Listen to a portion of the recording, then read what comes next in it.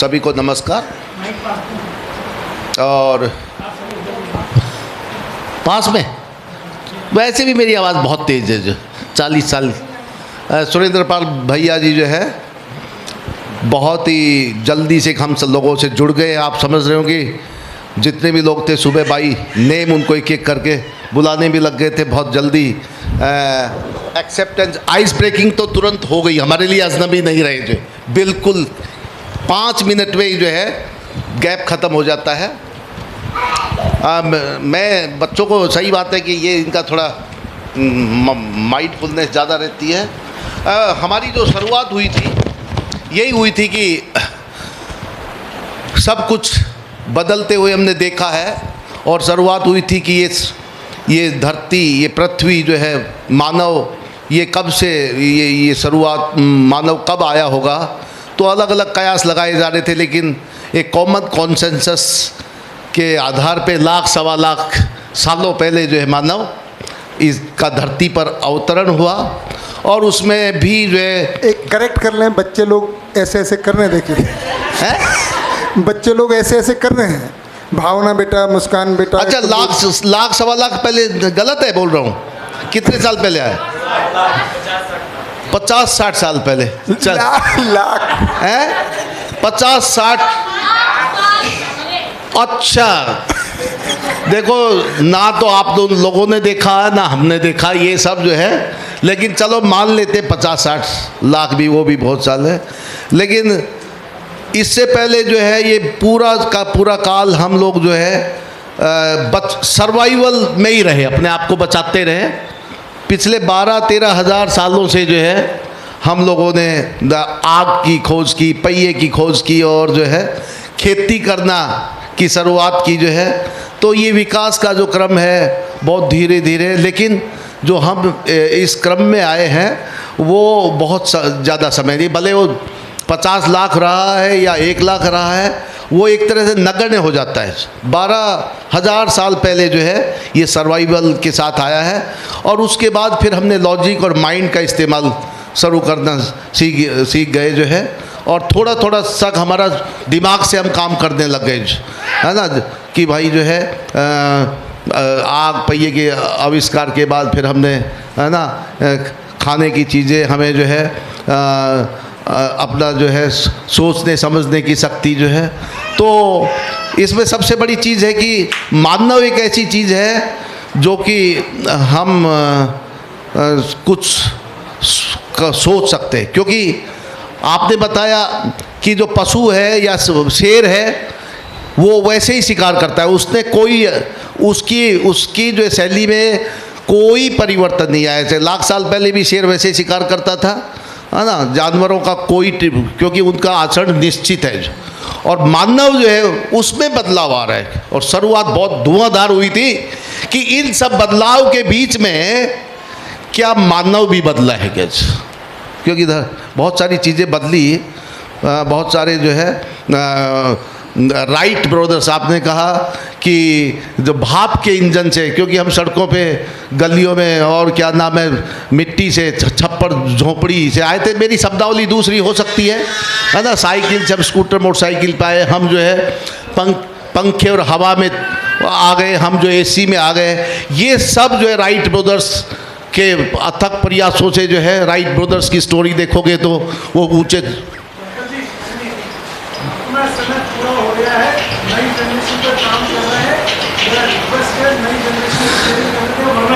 चलिए अब मैं आपको डेटा दे रहे हैं, तो प्रिंसिपल बाकी टीचर आएंगे, उनको लगेगा ऐसी चर्चा में तो हमारे बैठने को फायदा नहीं है। इसमें सारे आप गलत जानकारी दे रहे हैं। प्लीज मेरा रिक्वेस्ट है, तो नई जनरेशन के बच्चे हैं जो लोग पढ़ा इस बात को, तो ये ले ही नहीं रहे ना, मैं तो इन्हीं, हम तो इन्हीं को दे रहे। चलिए हम तो शुरू से इनको दे रहे हैं, आइए। बहुत बहुत बढ़िया प्रयास किया आपने, आपके प्रयास के लिए तालियां, है ना। देखिए कौन समझ, चलिए मुस्कान बेटा समरी करते हैं, आप भी ध्यान से सुनना, कहाँ गड़बड़ रह गई है उसको ठीक कर सकते हैं। कुंवर भाई बहुत तल्लीनता से सुन रहे हैं, नोट भी कर रहे हैं, लेकिन एक आध बार में ऐसा होता है, तो हम सब ठीक करेंगे, कोई दिक्कत नहीं है, मिलकर, है ना जी। जी मुस्कान बेटा बताएं। जी, भैया शुरुआत हुई थी कि मानव बहुत सालों पहले कैसा था और अभी कैसा है, इसमें किसको लगता है बदलाव आया है और किसको लगता है बदलाव नहीं आया। एक तरफ कुछ लोग थे जिनको लगा कि बदलाव आया है और कुछ लोग थे जिनको लगा कि बदलाव नहीं आया। फिर जो बदलाव आया है उसके कारण क्या रहे होंगे, इस पे कुछ चर्चा हुई, बहुत सारे कारण निकल के आए। फिर जो उन सब के जोड़ में जो था वो ये था कि मानव के पास सोचने की क्षमता है, मानव अपनी क्रिएटिविटी लगा सकता है किसी भी चीज़ में। इसलिए पहले जितनी सुविधा थी, पहले जितनी चीज़ें थी, उसमें बहुत ज़्यादा बढ़ के अभी बदलाव आ चुका है। उसको हमने कल्पनाशीलता और कर्म स्वतंत्रता का नाम दिया। कल्पनाशीलता हम सोच पाते हैं कि हम कुछ नया कर सकते हैं और उस सोचने को फिर हम वापस अपने एक साकार रूप दे पाते हैं, वो कर्म स्वतंत्रता हुई। और कल्पनाशीलता का जो रिज़ल्ट है वो ये है कि मानव, जितने भी मानव हैं, उन सब का अल्टीमेट जो भी प्रयास होता है, जो भी वो करते हैं, किसी भी चीज़ के लिए करते हैं, वो सब अल्टीमेटली सुख के लिए करते हैं। कि मानव का समस्त प्रयास केवल और केवल सुख के लिए है, वो वहाँ पे लिखा हुआ है। फिर ये भी हमने पूरा जांच के देखा कि ऐसा कोई है क्या जो सुख नहीं चाहता, या ऐसा कोई है क्या जिन्होंने कोई काम किया और वो सुख के लिए नहीं दुख के लिए किया हो, तो ऐसा नहीं था। सुख जो चाहता है वो सबको निरंतर चाहिए, निरंतर सुख ही चाहिए। फिर बात हुई कि अभी तक के जो प्रयास थे, हमने अभी तक हमारी जो क्रिएटिविटी और कल्पनाशीलता लगाई वो दो जगह लगाई। एक तो इच्छा मुक्ति में, एक इच्छा पूर्ति में। इच्छा मुक्ति में जब लगाई तो हमने किसी एक शक्ति को सर्वश्रेष्ठ मान रखा है, भगवान है, अल्लाह है, गॉड है, हम कुछ भी नाम देते हैं अपने अकॉर्डिंग। और उनके लिए कि हम अब जो भी करेंगे उनके लिए करेंगे, हम अब साधना में रहेंगे, हम उसके अकॉर्डिंग चलेंगे। और वो उसको हमने दिया आदर्शवाद का नाम। हमारी जितनी भी इच्छा है उनको हम मार देंगे, इसलिए इच्छा मुक्ति। पर जब इसको हम जांचने में देखते हैं तो ये सार्वभौमिक नहीं है। क्या हर इंसान अपनी सारी इच्छाएं मार के पर्वतों में जाके रह सकता है? तो ये सार्वभौमिक के लेवल पे आके ही क्रॉस हो गया। और फिर आया इच्छा पूर्ति, कि जितनी भी हमारी इच्छाएं हैं हम उन सबको पूरा कर लेते हैं। तो उसमें हमें भोग करना पड़ेगा। विकास और जीडीपी की आपने बात की थी कि अर्थव्यवस्था को अच्छा योगदान देना है। उसके लिए अगर हम योग प्राणायाम करते हैं और स्वस्थ रहते हैं तो हम अर्थव्यवस्था में योगदान नहीं दे रहे हैं। अगर हम बीमार होते हैं और मेडिकल शॉप पे डॉक्टर के पास जा रहे हैं, कुछ दवाइयाँ खरीद रहे हैं, तो हम जीडीपी में योगदान दे रहे हैं। अगर हम मतलब जो चीज़ें हम सही कर रहे हैं उसमें जीडीपी का कोई योगदान नहीं हो रहा है। जीडीपी में योगदान देना है तो उसके लिए हमें नेचर या फिर प्रकृति से खूब निकालना पड़ेगा। हमने नया पेड़ उगाया, उससे जीडीपी में कोई योगदान नहीं हुआ। पर हमने किसी पेड़ को काट के उससे फर्नीचर बनाया, कुर्सियाँ बनाई और फिर उनको बेचा तो उससे जीडीपी में योगदान हुआ। अल्टीमेटली जो विकास की परिभाषा है वो कहाँ हमें लेके जा रही है। अगर इसी तरह से हम विकास करेंगे तो नेचर तो ख़त्म हो जाएगा, हमारे रहने लायक तो कुछ छोड़ेंगे नहीं। जैसा आपने बताया कि अगर हम सब इच्छा पूर्ति के अकॉर्डिंग चलेंगे तो हमारी धरती में, पूरी धरती में जितने भी रिसोर्सेज है उसका 4 गुना रिसोर्सेज चाहिए, वो पॉसिबल है नहीं। तो फिर आदर्शवाद भी नहीं रह पाया और भौतिकवाद भी नहीं रह पाया। और अभी जो बात हो रही है वो हो रही है इच्छा तृप्ति की, हम कैसे इच्छाओं को पूर्ण कर पाएँ। अब उसमें हमने बात करने के 3 तरीक़ों पे बात की थी। पहला था वाद विवाद, नहीं गपशप। पहला था गपशप, जिसमें हम कुछ भी गॉसिप्स करते रहते हैं, कुछ भी बातें चीतें करते रहते हैं, पर कंक्लूजन कुछ भी नहीं निकलता। हमने किस बारे में बात की वो कुछ भी बतानी पड़ता है। दूसरा था वाद विवाद, जिसमें हम अपने आप को सही तो प्रूव कर देते हैं लॉजिक्स लगा के, ढेरों लॉजिक्स लगा के बात को सही तो प्रूव कर दिया, पर वो जीने में कहीं काम नहीं आती है और उसका भी कोई कंक्लूज़न नहीं निकल पाता है जीने के लिए। तीसरा जो आपने बताया था संवाद। संवाद में होता है सही तरह से बातचीत होती है और वो हम यहाँ पे जो करेंगे वो संवाद करेंगे। सब मतलब जो सही चीज़ है उसको जानने के लिए बातचीत करेंगे। उसमें आप कुछ प्रस्ताव देंगे, हम उस प्रस्ताव को सुनेंगे, फिर आप और हम सब मिलके उस प्रस्ताव को जांचेंगे। जांचना 3 लेवल पे होगा, निरीक्षण, परीक्षण, सर्वेक्षण। निरीक्षण खुद के लेवल पे, परीक्षण आसपास वालों के लेवल पे और सर्वेक्षण सबके लेवल पे। आपने एग्जाम्पल लिया था खाना खाने, भूख लग रही है, अगर मुझे भूख लगती है तो मेरी भूख भी खाना खाने से मिटेगी, आसपास वालों को भूख लग रही है तो उनकी भूख भी खाना खाने से मिटेगी। दुनिया के किसी भी व्यक्ति को भूख लग रही है तो वो खाना खाने से ही मिटेगी। फिर अब इन चीज़ों को ये सही है या नहीं ये कैसे पता पड़ेगा? सार्वभौमिक, सार्वकालिक, तर्क संगत और उसे जिया जा सके। सार्वभौमिक मतलब यूनिवर्सल, जो कहीं पे भी हम देखें, किसी भी इंसान के साथ देखें सही ही हो। सार्वकालिक मतलब किसी भी समय में देख ले, पहले वाले समय में जाके अभी देखे या आगे वाले समय में देखे, वो हमेशा सही ही मिलेगी। तर्क संगत मतलब लॉजिकली, साइंस में जब हम लॉजिक लगा के सुनेंगे तो भी सही निकलेगी, और उस चीज़ को हम हमारी लाइफ में भी लेके आ सके उसे, तो वो भी सही निकलेगी। बस अभी तक यही बात हुई है। बहुत कुलदीप भाई, आपके लिए कुछ छोड़ा है उन्होंने, कुछ जोड़ना चाहेंगे? क्या लगता है? थोड़ा सा, हाँ, नमन बेटा को लग गया। बेटा आप वही बात कहना जो इनसे छूट गई है, आपको कुछ ऐड करना है, नहीं तो बहुत रिपीट हो जाएगा, है ना? क्या छूट गया बहन से? आपने ये भी बताया था कि मानव जो भी अब तक के लिए करता आया है वो खुशी के लिए करता आया है, पर वो उनसे खुश रह पाया है तो वो नहीं रह पाया है। नहीं रह पाया। बढ़िया बात है, ध्यान से सुना है नमन बेटा, खूब बढ़िया है। ठीक है, किसी और को कुछ लगता है कि सुबह की चर्चा से हम जोड़ सकते हैं? संजू बेटा, आपके पीछे जो दीदी बैठी हैं, क्या नाम है आपका? है जी, मेघा बेटा। कुछ लगा आपको? ब्रज किशोर भाई कुछ छूटा? बढ़िया हो गया। विनीता दीदी, बच्चे ने सब बात बता दी, बढ़िया। चलिए मैं एक बार इसको, है जी, एक बार बिल्कुल सीक्वेंस में कि हम जो ये सुबह से बात कर रहे हैं, दो मुद्दों पे बात कर रहे हैं। एक तो हमारी बात का टॉपिक क्या है, किस बारे में बात करेंगे, और हमारा बात करने की शैली क्या होगी, तरीका क्या होगा। ये दो बातें ही हमने की थी। ये जो हम चर्चा करेंगे उसके क्या नियम होंगे, किस तरह से बात करेंगे, है ना, और हमारे लिए उसका क्या रेलिवेंस है, मतलब हम जो भी बात करेंगे वो हमारे लिए उपयोगी है या नहीं है, इस बात की हमने सुबह चर्चा की। तो जो पहला मुद्दा है, अगर इसको सीक्वेंस में देखें तो ये तरीका है कि हम जो यहाँ पे बात करेंगे कि ये संवाद रूप में करेंगे, कोई डिबेट नहीं है, कोई मान्यता को थोपने का काम नहीं है, कोई उपदेश नहीं है, कोई लेक्चर नहीं है, कोई, है ना, इस तरह से कोई ध्यान पत्ती नहीं है, केवल हम 7 दिन बातचीत करेंगे। संवाद का मतलब होता है कि हम सही के अर्थ में बात करेंगे, जिसका तरीका है कि कोई प्रस्ताव देगा तो प्रस्ताव देने की जिम्मेदारी मेरी है, और हम सब मिलकर जांचेंगे और उससे निष्कर्ष निकालेंगे, है ना।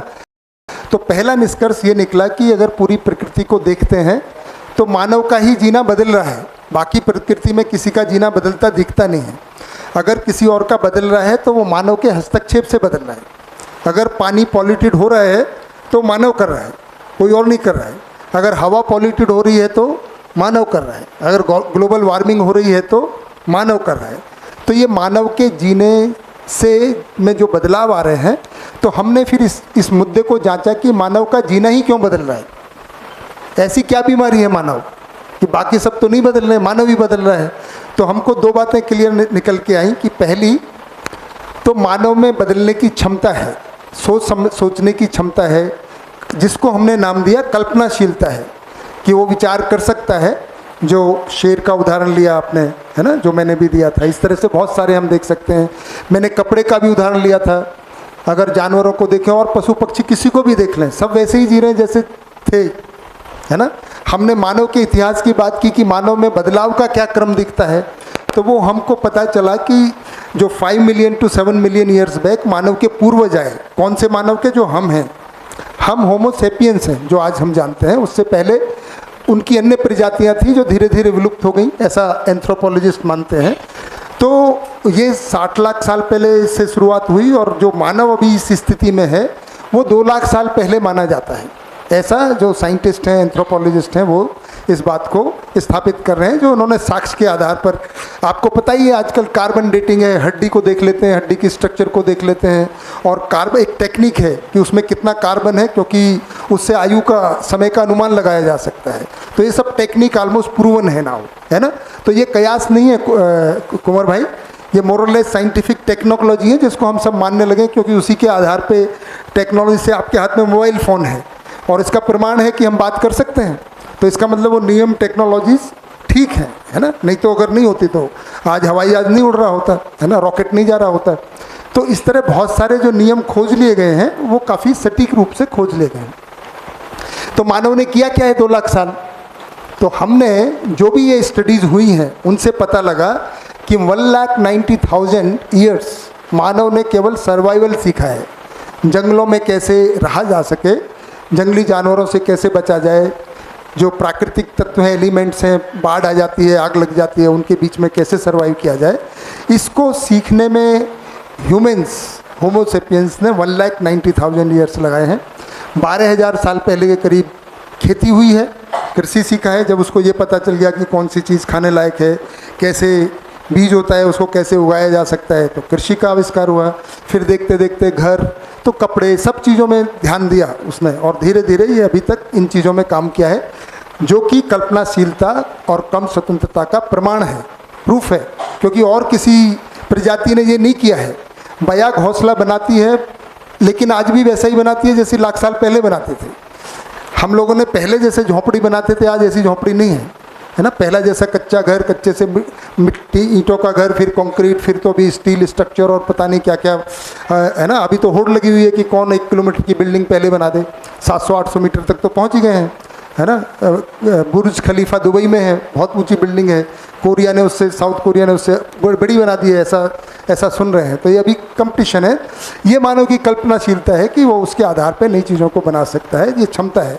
तो उसके आधार पे जो खेती की, उसके बाद में ये विचार आया, जिसको हम अभी आज धर्म या संप्रदाय के रूप में मानते हैं या जानते हैं, कि किस तरह से अपने अपने कबीले, अपने अपने देवी देवता, अपनी अपनी पूजा पत्तियाँ, ये चीज़ों से लड़ाइयाँ लड़ी हैं आदमी ने, केवल इस बात को सिद्ध करने में कि मेरा विचार आपके विचार से ज़्यादा बेटर है, किसका देवी देवता ज़्यादा अच्छा है, किसकी पूजा पत्ती ज़्यादा अच्छी है, इस पर झगड़ते रहें। केवल 500 साल पहले साइंटिफिक थॉट आया है, जब मानव ने सोचा कि ये जो प्रक्रिया चल रही है ये कितनी सही है, अपना अपना जो माने हुए हैं प्रकृति के बारे में, कोई शक्ति के बारे में। तो फिर साइंटिफिक थॉट आया जो कि केवल 500 साल पुराना है, जो आज हम electricity, gravitation, mathematics, algebra, trigonometry ये सब पढ़ते हैं। ये सब साइंटिफिक थॉट की उपज है, जब हमने चीज़ों को थोड़ा अच्छे से व्यवस्थित किया और उसको यूनिवर्सलाइज किया, है ना। अभी उससे पहले तो अगर वजन भी नापना है तो हर एक का अपना अपना होता था। अपने यहाँ सेर, मन, तोला, रत्ती, मासा चलता था, कहीं पे पेनी, पाउंड ऐसे चलता था।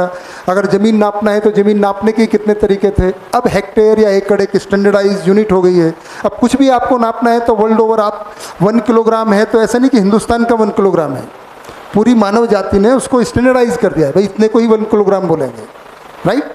तो ये सब करीब करीब 500 साल से के अभी तक की यात्रा है, जिसको हम इंडस्ट्रियलाइजेशन कहते हैं। वो केवल 150 साल पुरानी यात्रा है, 150 से 200 साल कह सकते हैं, जिसमें हमने पाया कि भाई स्टीम इंजन मिल गया हमको, कार्नोट साइकिल हुआ तो पेट्रोल इंजन मिल गया, कार मिल गई, एरोप्लेन मिल गया, एसी मिल गया।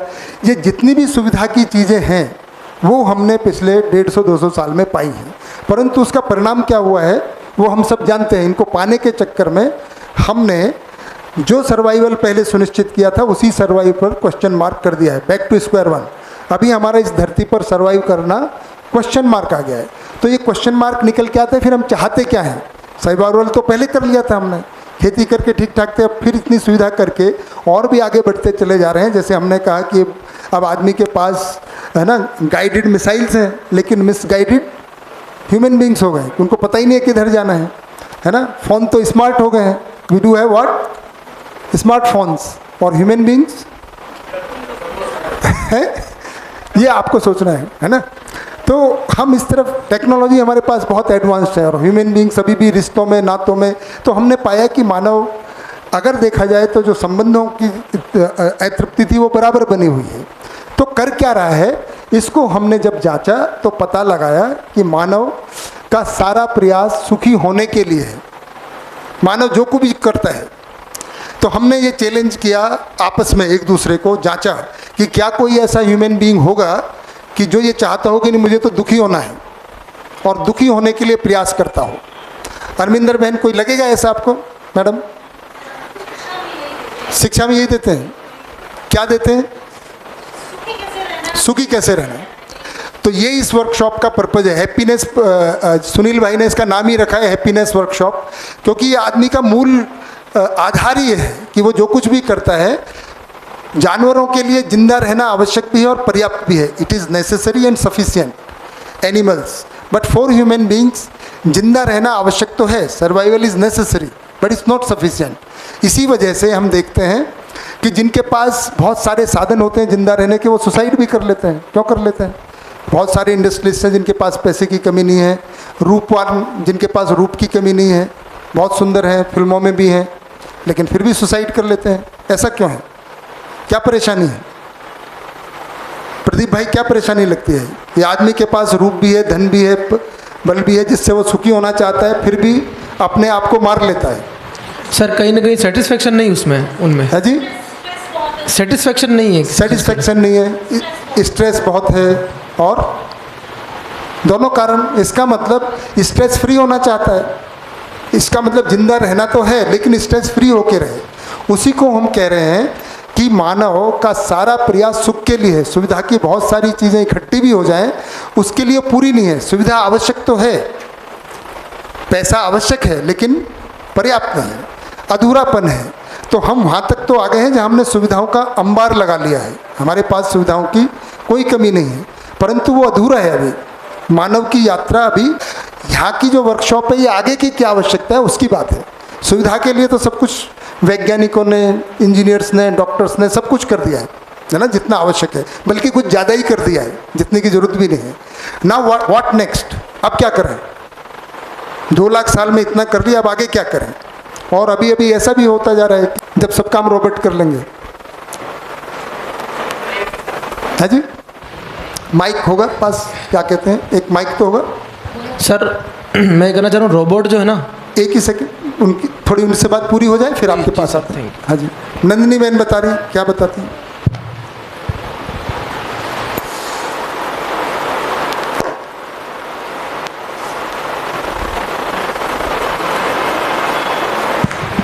आगे आगे आगे, हो गया। हाँ जी, हाँ होगी। मतलब अगर अभी तक आपने बोला कि जैसे मतलब मैंने प्रकृति में बाकी सब कुछ तो पूरा है, उसका सब कुछ निश्चित है, बट मानव का भी कुछ तो इम्पोर्टेंस हो गई अगर वो नेचर में एग्जिस्ट कर रहा है तो उस इम्पोर्टेंस को समझना होगा। हाँ, है ना? हाँ। नहीं समझेगा ना तो खुद रहेगा, हम तो डूबेंगे सनम। सबको ले डूबेगा, वो तो है ही भाई। एक न्यूक्लियर बम है, कहाँ जानवर, कहाँ पेड़ पौधे, सब खत्म हो सकता है। तो मानव का समझना ज़्यादा जरूरी है ना। अगर जब मानव नहीं था, ये तो हमने है ना कितने 6 मिलियन ईयर, 60 लाख साल की बात की, लेकिन धरती की अगर जब देखेंगे वो तो करोड़ों करोड़ों साल पुरानी है।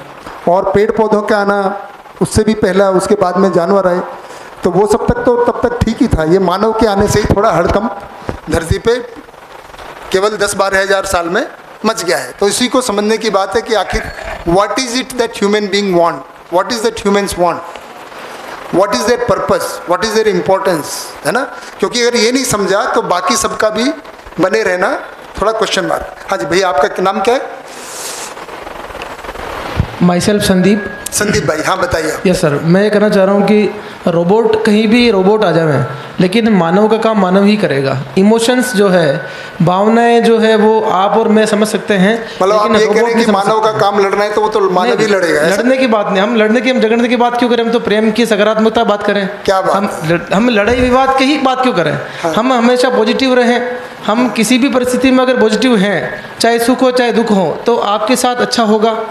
ये बात आप हमेशा पॉजिटिव रहें। बी पॉजिटिव हम कहते हैं, बी पॉजिटिव हमारा ब्लड ग्रुप है, लेकिन हम पॉजिटिव रहना कोई छोटी मोटी बात नहीं है। जीवन की सभी परिस्थितियों में जो पॉजिटिव रहता है वो इंसान सर्वाइव करता है और वो इंसान हमेशा जीतता है, वो कभी हारता नहीं है। और परिस्थितियाँ हर आदमी की ज़िंदगी में जो है परिस्थितियों का क्रम चलता है, सुख और दुख का क्रम चलता रहता है। और वही जो आदमी हमेशा होप ऐसी चीज़ है, होप और विश्वास ऐसी चीज़ है जिससे बढ़िया, आपने बहुत सारा ज्ञान दे दिया। अभी सर, थैंक यू सर, बिल्कुल, बहुत बढ़िया, ताली बजाएं सर। क्या नाम बताया भैया? संदीप सर। संदीप भाई, देखो यहाँ पे प्रस्ताव देने की जिम्मेदारी मेरी है। किसकी है? सुबह तय हो चुका है ना।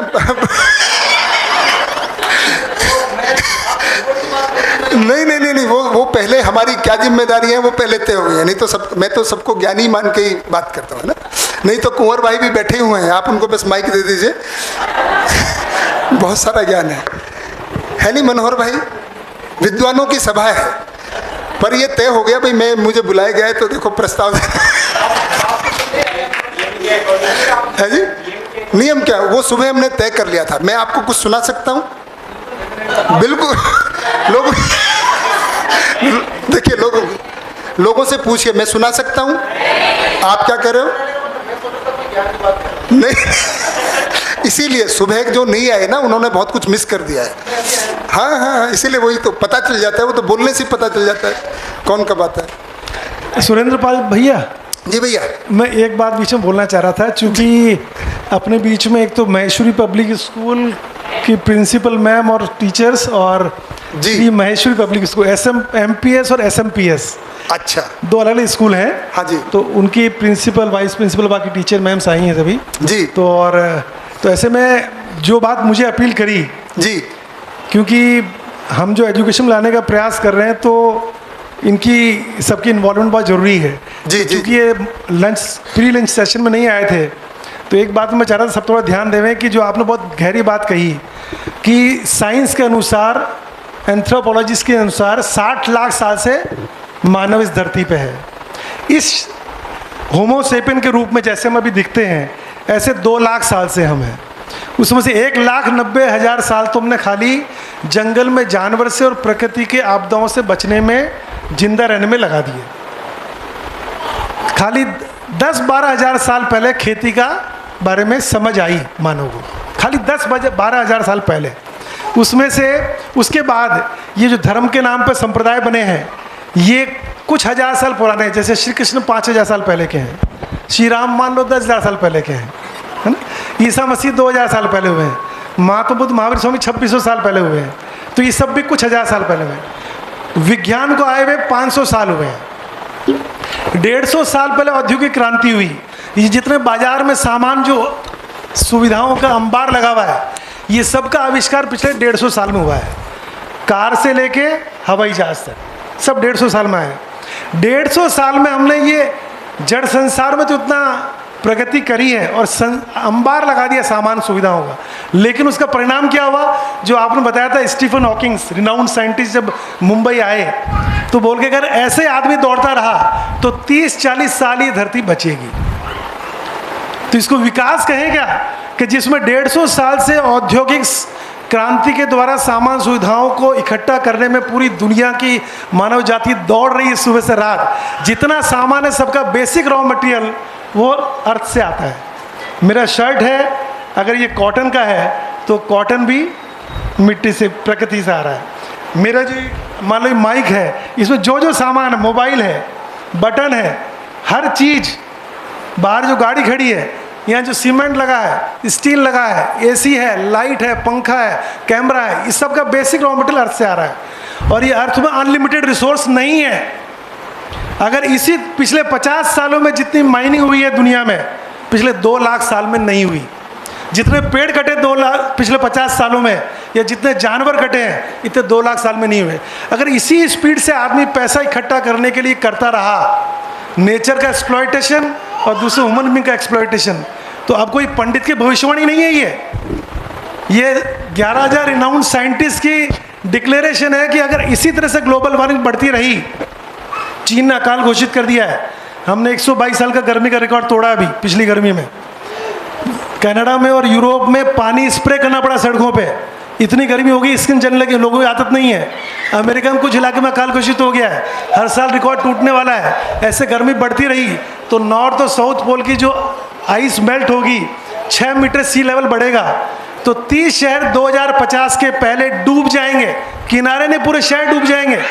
2022 चल रहा है, 2050 की बात चल रही है, 1000 साल बाद की बात नहीं चल रही है। लाखों साल पुरानी दुनिया, लाखों साल चलाना है। अपने बच्चे के लिए खाली पैसा छोड़ के जाएंगे क्या? जीने लायक धरती हो, पानी व मिट्टी भी शुद्ध तो हो। तो ऐसे में यहाँ एक गहरी बात हो रही है इस वर्कशॉप में कि हम पहले समझे कि विकास क्या है। 150 साल में हमने ये हालत कर दी है कि साइंटिस्ट कह रहे हैं, पंडित के भविष्यवाणी तो गलत हो सकती है, गूगल का जो सैटेलाइट आकाश में उससे जो पिक्चर लिया इस अर्थ का, इस प्लेनेट का, उस पिक्चर के एनालिसिस के द्वारा ही बोल रहे हैं साइंटिस्ट कि अगर ऐसे ही चलते रहे तो 30-40 साल में ख़त्म हो जाएगा। और किसी को चिंता नहीं है, सैलरी के आगे हमारी सोच भी नहीं है, हमको आगे दिखता भी नहीं है। तो ये गहरी बात है, तो उस पर मैं चाह रहा था कि थोड़ा सा आप इसको ध्यान से देंगे तो आपको महसूस होगा संडे भी आपको आना चाहिए। और 2 दिन आपको लग जाए अब तक की ज़िंदगी एक तरफ और ये 1.5 दिन एक तरफ, तो ही आगे आइएगा। ये हमारा, मैंने आपको बताया था, ये हमारा कोई नॉन पॉलिटिकल है, नॉन रिलीजियस है, नॉन कमर्शियल है। यहाँ कोई पूजा नहीं होगा, कोई ध्यान नहीं होगा, सिर्फ ज्ञान की बात होगी, क्लासरूम टीचिंग होगी। आपके सामने तो पढ़ाने की आदत है, पर ये क्या पढ़ाना है ये भी जानना जरूरी है। वरना जो आज जैसा भी हम गए थे वहाँ उदयपुर, राजस्थान में सबसे ज़्यादा गरीब उदयपुर में है, आदिवासी इलाका है ना पूरा, बांसवाड़ा, डूंगरपुर, उदयपुर। सबसे ज़्यादा BPL राशन कार्ड उधर है, सबसे ज़्यादा NGO वहाँ काम कर रहे हैं, संवेदनशील लोग घर बार छोड़ के वहाँ जाके गरीबों के बीच में काम कर रहे हैं। तो अजय जैन जी आए थे अभी, तो उन्होंने पहला सब हमने सारे रिप्रेजेंटेटिव इकट्ठा किया उदयपुर में जो NGO वाले हैं। उनका देखो आप संवेदनशील लोग हो, घर बार छोड़ के आए हो, तो आप ये बताइए कि कितने लोग सहमत है कि विकास करना है तो थोड़ा बहुत तो पोल्यूशन होगा। 90% हाथ खड़े हो गए। उनको बहुत बढ़िया बात है। अब ये बताइए प्रदूषण ज़्यादा कौन कर रहा है, अनपढ़ आदमी, गरीब आदमी, या पढ़ा लिखा अमीर आदमी? अमीर आदमी। मुझे बोलना ही नहीं पड़ा, आपने बोल दिया, वहाँ भी उन्होंने बोला। तो उन्होंने बोला अभी आपने मुझे परिचय में बताया था कोई NGO जो है आदिवासियों के बीच में एजुकेशन पर काम कर रही है, कोई हेल्थ पे काम कर रही है, तो आपके पढ़ाए हुए आदिवासियों में गारंटी है ये पढ़े लिखने के बाद वैसा प्रदूषण नहीं करेंगे जैसा अभी कर रहे हैं? अभी तो ये कम पढ़े लिखे हैं तो कम कर रहे हैं, आप वही तो पढ़ाई करा रहे हो। आपका IAS ईमानदार गारंटी है, आपका डॉक्टर किडनी नहीं बेचेगा। 3-3 लाख रुपए में एक बेड, कोरोना काल में जिस बीमारी का इलाज नहीं था, तो ऐसा आप गारंटी दे पाएंगे? सारे हाथ नीचे हो गए। तब उनको पकड़ में आया कि रूट पर बात कर रहे हैं आप, कि ये पढ़ा क्या रही है इंपॉर्टेंट है, ये पढ़ाई से ही तो ग्लोबल वार्मिंग आई है। तो कैसे हमारे विचारों के इनर कॉन्फ्लिक्ट से लेके फैमिली वार्मिंग से लेके ग्लोबल वार्मिंग तक है, हर प्रॉब्लम को लॉजिकली समझा जा सकता है, रिजॉल्व किया जा सकता है, उस पर बात होगी।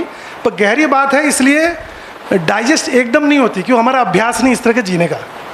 तो ये धीमे धीमे चलती है वर्कशॉप, और इसमें कोई लेक्चर या प्रवचन उपदेश नहीं होता है, इंटरेक्टिव फॉर्म में चलती है।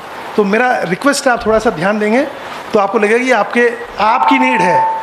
आप भी अल्टीमेटली टीचर के बाद ह्यूमन बीइंग हैं, आपके भी बच्चे हैं, उनको भी आपको, वरना वो बाद में कहेंगे पेरेंट्स हमारे पैसा तो छोड़ गए, जीने लायक धरती नहीं छोड़ के गए। तो इसलिए थोड़ा इसको ध्यान से दें। धन्यवाद। बहुत बढ़िया। मुझे लगता है कि सुनील भाई ने ना केवल सुबह की बात को अच्छे से सारांश कर दिया, समरी कर दी, पर थोड़ा सा जोड़ भी दिया आपने, है ना। आप तो क्वेश्चन पेपर को लीक पहले ही करते हैं, मतलब मैंने सुबह भी बोला था, है ना। तो ये आगे जो आने वाला है पहले, मतलब उनको ये भी है कि भाई लोगों को थोड़ा सा, है ना, मिस ना हो। ये भी आपकी बड़ी उपकार की बात है कि जो आपके मित्र आए हैं उनको मतलब पूरी बात जाए, केवल सोरे सारांश से बात नहीं जाए, पूरी बात पहुंच जाए।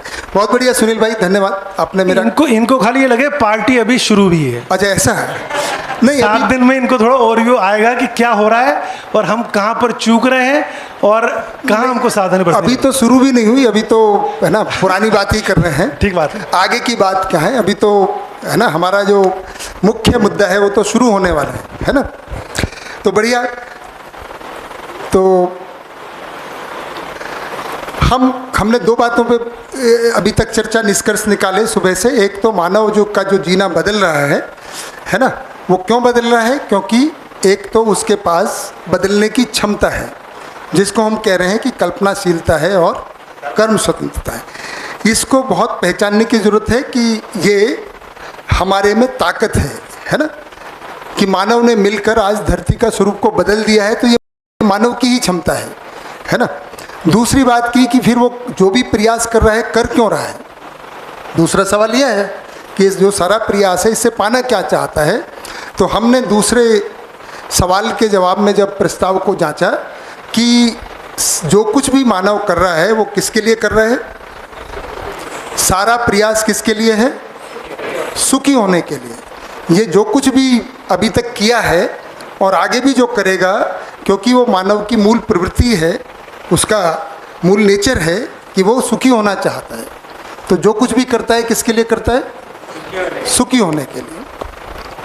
तो हमने इस बात को और जांचा कि मानव सुखी जो हो रहा है या तो विषयों के आधार पे, संवेदनाओं के आधार पे, या रूप धन बल पद के आधार पे। फिर हमने ये भी पाया कि जब उसको जांचने गए कि अगर ऐसा नहीं हुआ कि आदमी रूपवान हो गया तो सुखी हो गया, जब भी जैसे अभी बताया या तो स्ट्रेस है या संतुष्ट नहीं है, रूप को पाकर भी संतुष्ट नहीं है क्योंकि रूपवानों ने भी सुसाइड करते देखा है, धनी हो गया और सुखी हो गया ऐसा कोई निष्कर्ष निकल के नहीं आया क्योंकि धनवान लोग भी सुसाइड कर लेते हैं, बलवान हो गया, ताकत आ गई तो भी देखा गया है। तो रूप धन बल पद के आधार पे भी सुखी होना नहीं पाया गया। सुखी होना तो क्या, अगर मानव सुखी नहीं है तो फिर फ्रस्ट्रेट होके दुनिया ही छोड़ देते है ना। तो इन दो चीज़ों को हमने निष्कर्ष के रूप में निकाला कि मानव का सारा प्रयास केवल और केवल सुख के लिए, और सुख भी कितना चाहिए, निरंतर। हमने ये भी जांचा कि अभी तक मानव जाति में जो सुखी होने के प्रयास हैं वो दो तरह के हुए हैं। एक है इच्छा मुक्ति आदर्शवाद, जिसके मूल में ये विचार रहता है कि कोई शक्ति है जिसको हम ईश्वर, अल्लाह, गॉड, वाहिगुरु कुछ भी कह सकते हैं, कोई शक्ति है जो दुनिया को चलाती है, उसकी मर्जी के बिना पत्ता तक भी नहीं हिलता है, ऐसा एक विचार है। उसके आधार पे हमने पाया कि उसके आधार पे भी जब इसको निरीक्षण परीक्षण सर्वेक्षण जो टेक्निक बताई, क्या सभी इच्छाओं को त्याग दें, है ना, कुछ सन्यासी हो जाएं या कोई ऐसा तरीका है, तो वो नहीं निकल के आता है। ये बहुत सारा प्रयोग इस रास्ते पे आदर्शवाद पे किया गया है।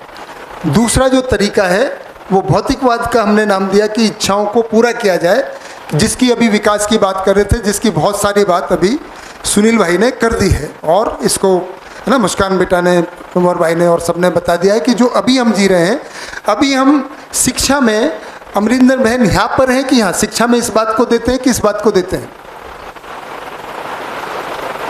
थोड़ा माइक दें जोर से।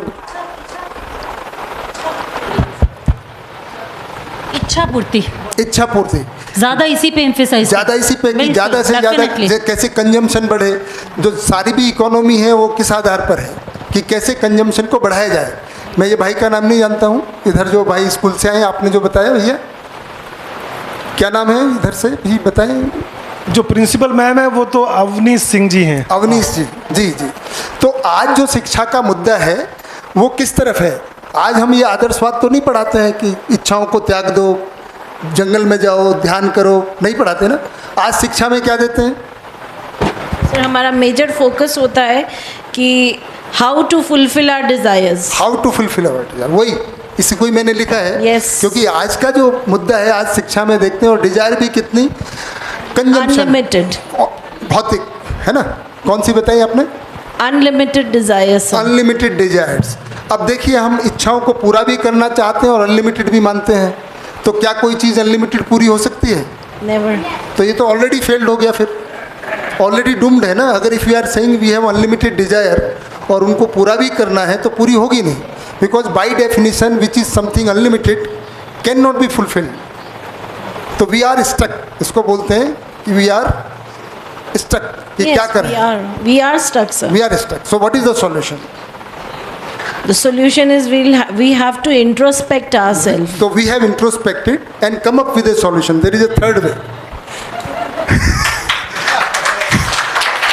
मतलब एक नया प्रस्ताव आया है कि कैसे इसका जो स्टक हो गए हैं कि व्हाट इज़ द सॉल्यूशन, कि भाई कैसे हम सुखी भी रहें, जो हमारी इच्छा है, इच्छा भी पूरी हो जाए। तो इसको हम कह रहे हैं इच्छा तृप्ति का एक मॉडल आए, तो we can be fully satisfied, और उसी का नाम कह रहे हैं सहस्तित्ववाद है ना।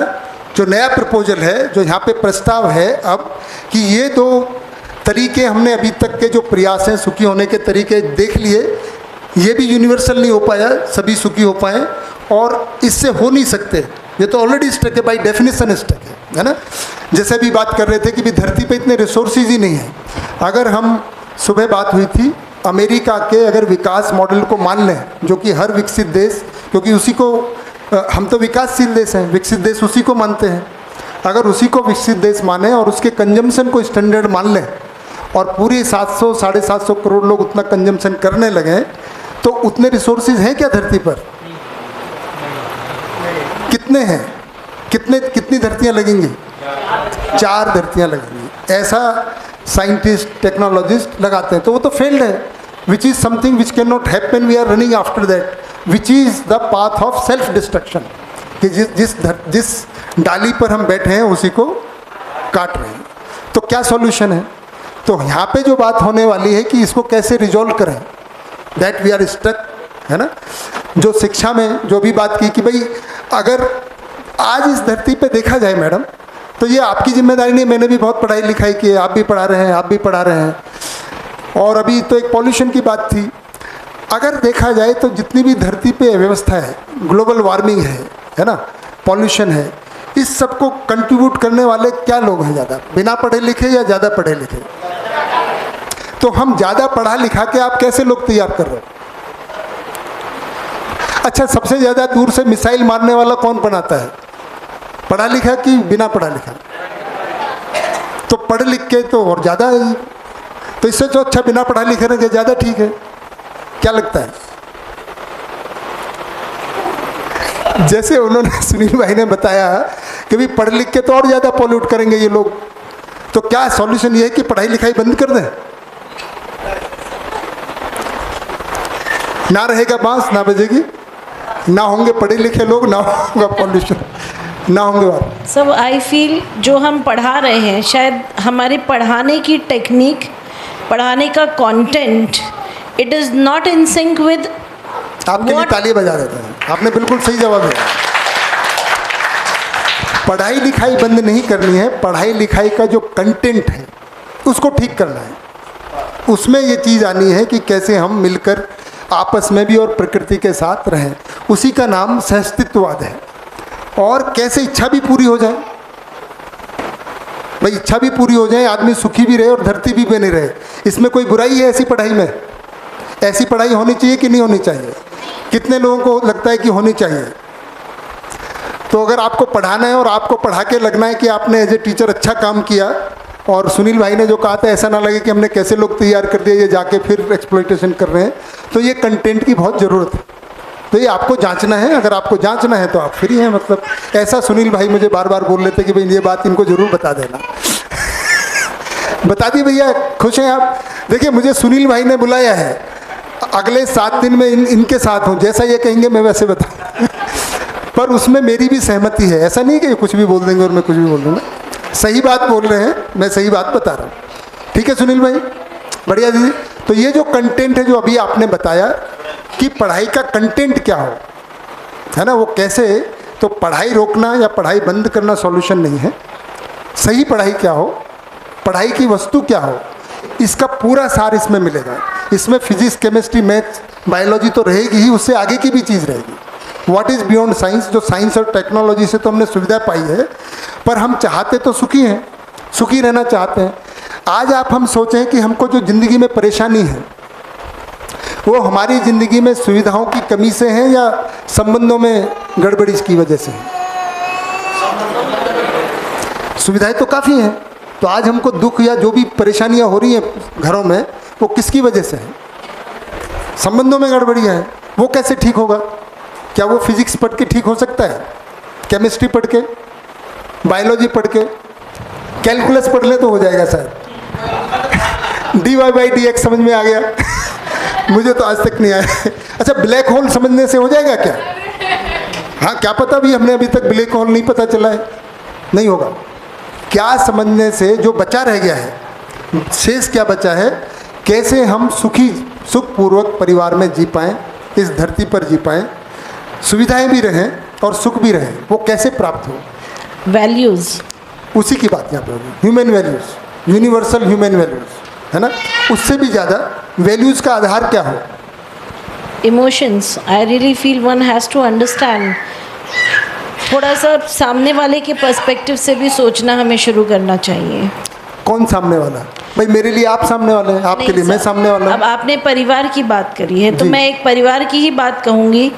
हर व्यक्ति अलग होता है, हर व्यक्ति की सोच अलग होती है, हर व्यक्ति के इमोशंस अलग होते हैं, लेकिन हम हमेशा हमारी प्रायोरिटी को, हमारे इमोशंस को हमारी प्रायोरिटी रखते हैं। जी। आई रियली फील कि अगर let us try to put ourselves into their shoe, in their shoes, और चप्पल्स, हाँ इट्स चप्पल्स, यस, तो शायद हम समझ सकें कि हम रिश्तों में कहाँ गड़बड़ी कर रहे हैं। जी जी जी।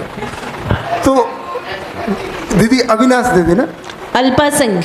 अल्पा सिंह, देखिए हम यहाँ पे इन्हीं मुद्दों पे बात करने वाले हैं। ह्यूमन वैल्यूज़ क्या क्या अलग है, क्या कॉमन है, क्या डिफरेंट है ना। मतलब हमको सारे मानव को जो समझना है सभी आयामों में समझना है, तो इसमें ये पूरे 7 दिन में हम मानव को अच्छे से समझेंगे, है ना, कि how can we put our self in to somebody's else shoes. वो कुछ पता होना चाहिए। ये कहते तो हैं भाई कि रखना चाहिए, पर रख क्यों नहीं पाते हैं। दूसरे हमारे सेल्फ मोटिव्स हमें कई बार इन चीज़ों से पीछे कर लेते हैं। हाँ, तो can there be universal motives?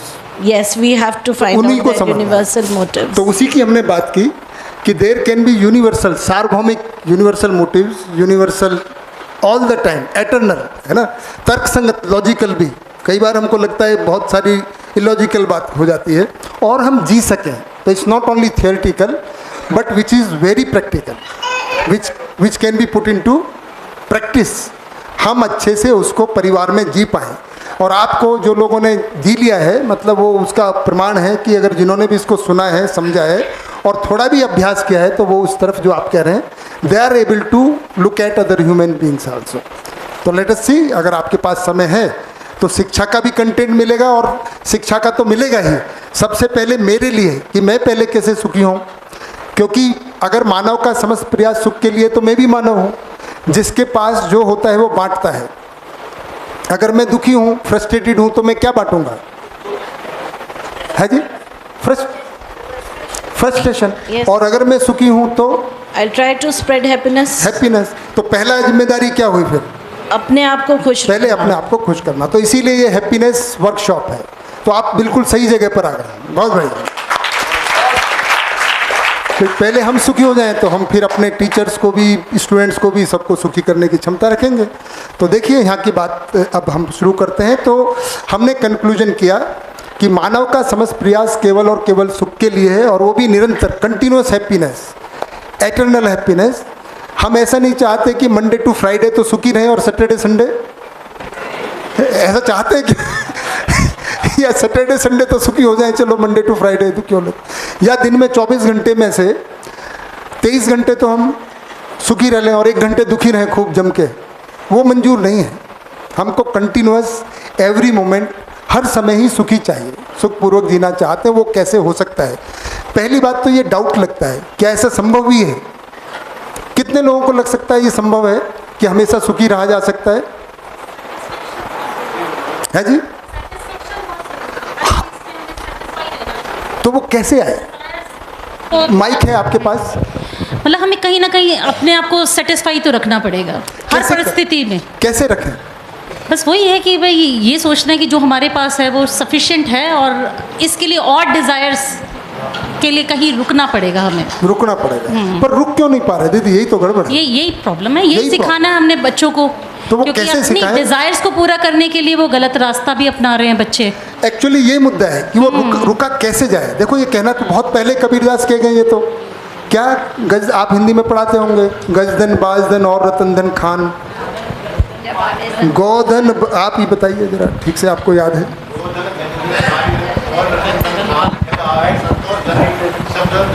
गोधन गज धन बाज धन और रत्न धन खान, जब आवे संतोष धन सब धन धूल समान। तो कब आवे संतोष धन? आवे भाई ये तो बता गए हैं, बट आवे कब? दिक्कत तो ये है दीदी, दिक्कत ये है भाई, वो तो 1500 मतलब 1550 में कह गए ना, अभी तक भी नहीं हुआ। तो ये बात तो पुरानी हो गई कि भाई आदमी को रुकना चाहिए, है ना। यही तो कह रहे थे, इच्छा को मुक्ति कर दो, कम कर दो। ये तो कह ही रहे हैं, नहीं हो पा रहे हैं। बल्कि पढ़ाई में तो मान रहा है बढ़ाओ, ग्रीड इज गुड, अब तो ये न्यारा लगा दिया, इजंट इट। बच्चों को हम मॉल दिखाते हैं ताकि कंजम्पशन बढ़े, क्योंकि तभी विकास होगा, तभी नौकरी बनेंगी, तभी पैसा मिलेगा। और फिर सुनील भाई वाली बात हो जाएगी, हम पैसा तो इकट्ठा कर जाएंगे तिजोरी में, पर आने वाली पीढ़ी के लिए ना तो हवा होगी ना पानी होगा। अब क्या बच्चे हमको दुआएं देंगे, आपका श्राद्ध करेंगे? बोलेंगे क्या करें, कुछ तो छोड़ के नहीं है श्राद्ध करने के लिए, पानी भी नहीं, कुछ तर्पण नहीं मिलने वाला है। तो हमारी पीढ़ी के लिए तो बड़ा चैलेंज है। हम उस चौराहे पर हैं या दुराहे पर हैं कि या तो हम चीज़ों को संभालने की ओर ले जा सकते हैं, और नहीं तो डिस्ट्रक्शन की तरफ तो डायरेक्शन बढ़ाई जाए। तो we only can put the brake, ताकि बच्चे हमको कह पाएँ कि ये हमारे बुजुर्ग माता पिता ने हमको पैदा तो किया पर कुछ छोड़ के भी गए, है ना, नहीं तो धरती बर्बाद करके चले गए तो कुछ दुआएं नहीं देने वाले हैं। तो कैसे हो वो तरीका है। तो तीसरा तरीका है, इन दोनों से तीसरा तरीका कि इच्छा तृप्ति हो सकती है, जिसका नाम है सहस्तित्ववाद। तो मैं अब इसी की बात करूंगा कि ये है क्या, है ना। तो जो अभी तक के प्रयास हैं, ये जो शक्ति केंद्रित है ना, ये विचार, ये रहस्यमूलक है। Sir ji, what is difference between fulfil the desire and जो ये लिखा आपने इच्छा तृप्ति? कौन बोल रहे भैया, नाम बताएं। मोहित। तो यहाँ पे तो इच्छाओं की पूर्ति का मतलब है कि कितनी भी इच्छा करते जाओ और उनको पूरा करने का प्रयास करते जाओ। तृप्त होंगी कि नहीं होंगी वो गारंटी नहीं है ना। और व्हाट इज़ द डिफरेंस, तृप्ति का मतलब है कि जितनी इच्छा होंगी वो तृप्त हो सकती है, दैट इज़ द डिफरेंस, है ना। जैसे यहाँ पे कही ना, अभी दीदी ने बताया कि डिजायर्स आर अनलिमिटेड, यहाँ पे मान ही रहे हैं डिजायर्स अनलिमिटेड, तो अनलिमिटेड तो पूरी नहीं होंगी ना, फिर भी हम पूरा करने का प्रयास कर रहे हैं। वो ऐसा ही है जैसे हर माँ बाप चाहता है कि मेरा बच्चा क्लास में फर्स्ट आए, और हर बच्चा चाहता है कि मैं फर्स्ट आऊँ। क्या सारे फर्स्ट आ सकते हैं? इलॉजिकल हो गया, तर्कसंगति नहीं है ऐसी इच्छा। अगर किसी की माँ बाप की ऐसी इच्छा है या बच्चे की ऐसी इच्छा है कि भाई मैं क्लास में फर्स्ट आऊँ, तो हम इच्छा को ठीक कर सकते हैं। अगर हम कहें कि सारे बच्चे समझ लें, तो सारे बच्चे समझ सकते हैं कि नहीं समझ सकते हैं? तो इच्छाओं को ठीक करना पड़ेगा, समझना पड़ेगा। क्या नाम बेटा आपका? मोहित बेटा, ठीक हो गया, दैट इज द डिफरेंस। तो ये जो शक्ति केंद्रित विचार है कि कोई शक्ति है चलाती है इच्छाओं को, इसलिए अपनी इच्छा का कोई मतलब ही नहीं है, वो रहस्यमूलक है।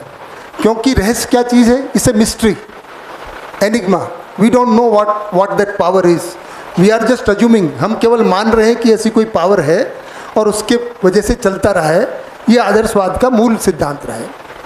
और ये जो उपभोक्तावाद है वस्तु केंद्रित, इसके मूल में अस्थिरता,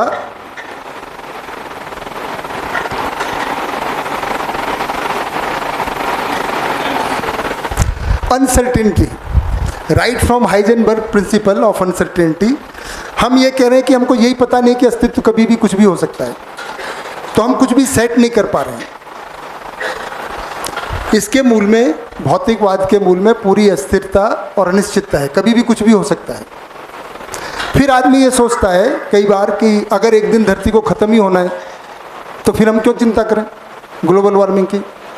कितने लोगों को लगता है एक दिन धरती खत्म हो जाएगी, अपने आप सूरज ठंडा हो जाएगा, बिग क्रंच हो जाएगा? किसी को नहीं लगता है यहाँ तो सब समझदार लोग लगते हैं। परंतु इस विचार के मूल में अगर जाएंगे तो कहीं ना कहीं ये मान्यता है, और यही भौतिकवाद का आधार है। इसीलिए वो वस्तु केंद्रित है कि ज़्यादा से ज़्यादा अगर हम कंज्यूम करेंगे तो चीज़ें, हम सुखी हो सकते हैं, पर ज़्यादा से ज़्यादा कंजम्पशन को बढ़ाने का नतीजा ही ग्लोबल वार्मिंग है। अभी नया प्रस्ताव है कि इच्छा तृप्ति, जो कि सहस्तित्ववाद है, इसको हम कह रहे हैं ये रहस्यमूलक भी नहीं है और अस्तित्वमूलक भी नहीं है, ये अस्तित्वमूलक है।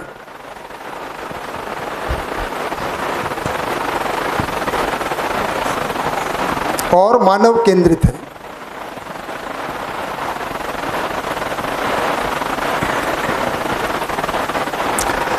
सहस्तित्ववाद ये अस्तित्वमूलक मानव केंद्रित चिंतन है, जिसके मूल में अस्तित्व है। अस्तित्व मतलब जो वास्तविकताएं हैं जैसी हैं, और इसके प्रणेता आदरणीय ए नागराज जी हैं, जिसका सामने बोर्ड लगा है।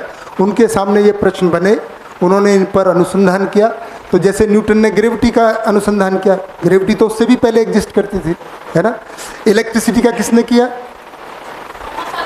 है जी? किसने? वो तो बल्ब का किया है ना। तो इसी तरह से वो तो टेक्नोलॉजी में आ गया, पर इलेक्ट्रिसिटी से, मैग्नेट से इलेक्ट्रिसिटी बन सकती है मूवमेंट से। मैक्सवेल, शायद फेराडे मैक्सवेल, इन्होंने मिलके ये पता लगाया। तो कोई भी चीज़ का कोई सिद्धांत है तो आदरणीय नागराज जी ने ये पता लगाया कि जो ह्यूमन बीइंग है, मानव है, अस्तित्व कैसा है, अस्तित्व में मानव कैसा है और मानव क्या चाहता है, इसको कैसे पूरा किया जाए। जो ये मानव के सुखी होने की कामना है, चाहना है, इसको कैसे पूरा किया जा सकता है, ये उनका अनुसंधान है। और बड़ी बात ये है, उन्होंने ये भी बता दिया कि अभी तक लोग सुखी होने के लिए जंगलों में जाते थे, साधना करते थे, कोई संयम करते थे, कोई तपस्या करते थे। ये घर परिवार में रहते हुए सभी सुखी हो सकते हैं। शिक्षा के द्वारा पूरी मानव जाति के लिए उपलब्ध हो सकता है। जैसे आज मैथमेटिक्स सबके लिए उपलब्ध हो गया है, इलेक्ट्रिसिटी सबके लिए उपलब्ध हो गई है, गाड़ियाँ सबके लिए उपलब्ध हैं। इसी तरह से ये भी कि कैसे सुखी हो सकते हैं, ये सारा का सारा चीज़ जो सुखी होने का है, कैसे शिक्षा के द्वारा सभी को उपलब्ध हुआ जा सकता है। तो मैं यहाँ से आगे मध्यस्थ दर्शन के प्रस्ताव की बात होगी। क्या हुआ मध्यस्थ दर्शन? यही अस्तित्व मूलक मानव केंद्रित चिंतन है, यही सहस्तित्ववाद है और इसी को मध्यस्थ दर्शन भी कहते हैं।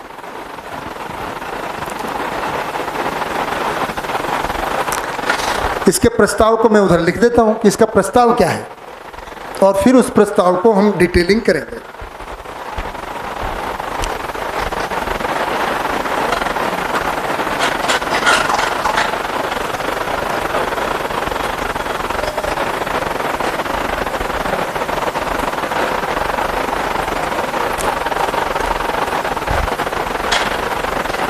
मध्यस्थ दर्शन का प्रस्ताव है, मानव सुखी होना चाहता है। ये तो हम सबको पता ही चल गया, इसमें तो हमारा कोई योगदान नहीं है, मानव है धरती पर, है ना।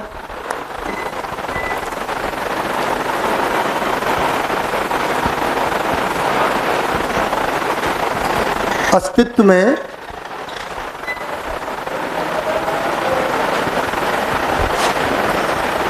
प्रत्येक मानव के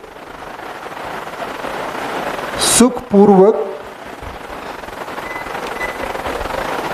ये प्रस्ताव है।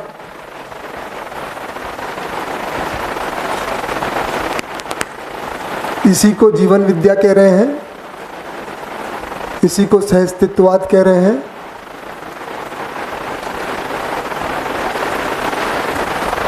जीवन विद्या, सहस्तित्ववाद और मध्यस्थ दर्शन, तीनों एक ही नाम है। डिपेंडिंग अपॉन कि दर्शन जब बहुत गहराई से जिनको समझना है और पूरा अस्तित्व में वास्तविकताएं कैसी हैं, जब मूल तत्वों की तरह, फंडामेंटल प्रिंसिपल की तरह प्रस्तुत किया जाता है, तो उसको हम मध्यस्थ दर्शन कह रहे हैं। जब शिक्षा में किस तरह से ये आ सकता है, चेतन विकास मूल्य शिक्षा कहते हैं। और सहस्तित्ववाद जब वाद की तरह, जैसे भौतिकवाद है, जब विचार के रूप में इसको प्रस्तुत करते हैं तो ये वाद है। और जब इसको पब्लिक एजुकेशन के रूप में, जैसे अभी शिविर लग रहे हैं, है ना, तो जब हम इसको जीवन विद्या कहते हैं। तो एक ही बात है, पर जब जगह जगह इसको किस फोकस से हम देख रहे हैं, उस तरह से अलग अलग नाम है। तो क्या प्रस्ताव है? मूल में अस्तित्व में प्रत्येक मानव के सुखपूर्वक जीने की व्यवस्था है, क्योंकि मानव सुखी होना चाहता है, अस्तित्व का भाग है।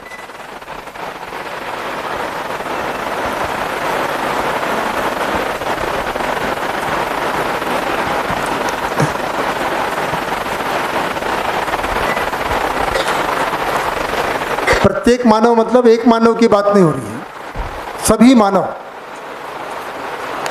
अस्तित्व में सभी मानव, प्रत्येक मानव, इसको सभी भी कह सकते हैं, सुखपूर्वक जीने की व्यवस्था है।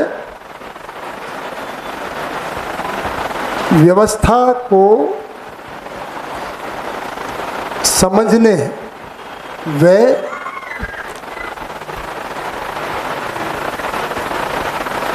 समझकर जीने में ही सुख है।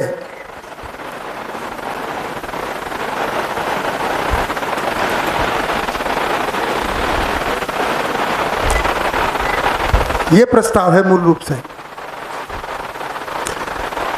मानव अस्तित्व का भाग है। अस्तित्व मतलब जो कुछ भी है हम देख रहे हैं, है ना, ये अस्तित्व का भाग है मानव, और मानव में ये सुखपूर्वक जीने की चाहना है।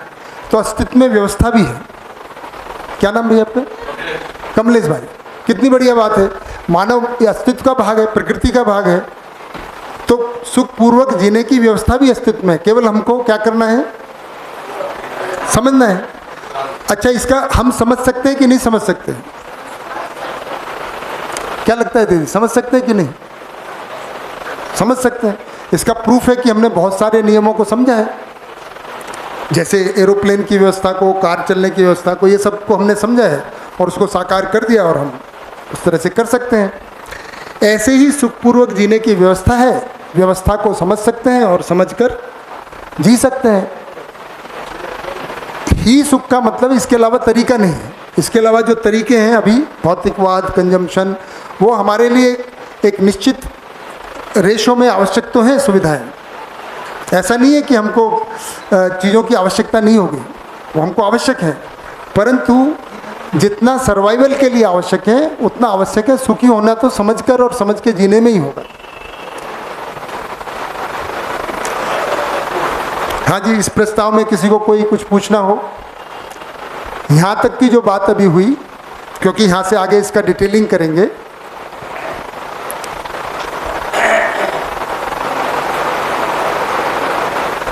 भावना बेटा, कोई क्वेश्चन, कोई बात? सौरभ भाई किधर है? हाँ जी, चले सौरभ भाई, चले, ठीक है।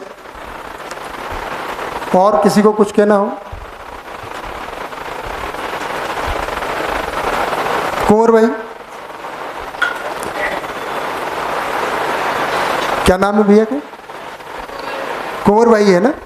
कुछ सोचने में मग्न, मैंने आप ही का नाम लिया था, कुंवर भाई।